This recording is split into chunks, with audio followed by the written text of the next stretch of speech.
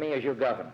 Judge George Wallace was the most liberal judge that I had ever practiced law in front of. He was the first judge in Alabama to call me Mr. in a courtroom. George Wallace said Mr. Chestnut, and I was almost shocked to hear that. It was so unusual. And I want to tell the good people of this state, as a judge of the Third Judicial Circuit, if I didn't have what it took to treat a man fair, regardless of his color, then I don't have what it takes to be the governor of your great state. In 1958, Judge George Wallace was an Alabama liberal running for governor.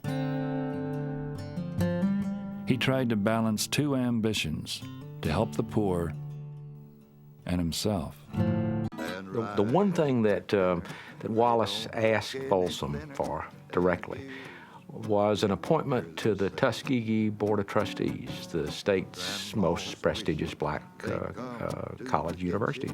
Unheard of that a white man from Alabama, from Barber County, South Alabama, would want to be on that board. And I think that was the real George Wallace.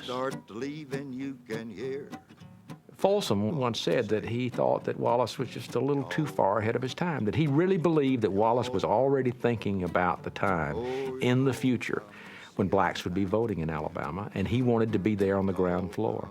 The populism he practiced from the bench impressed even those who would one day become his fiercest opponents. Wallace was for the underdog. I was representing some poor black farmers. They had been stripped of their cotton by a major cotton oil processor in Birmingham. And they sent down these high-priced lawyers and all that, and Wallace was sitting there looking at them, and I was sitting over at another table with my little clients in overalls and all of that. And these people looked down on us, these lawyers did. They would even refer to us as plaintiffs. They just said those people with a good deal of scorn. And you could see Wallace getting tense over that and giving them the eye.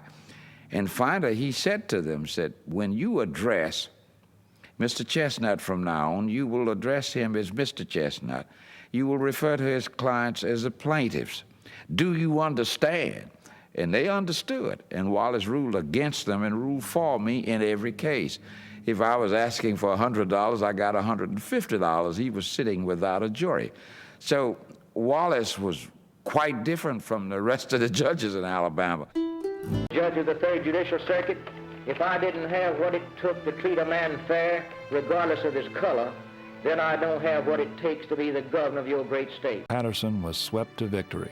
Wallace was devastated.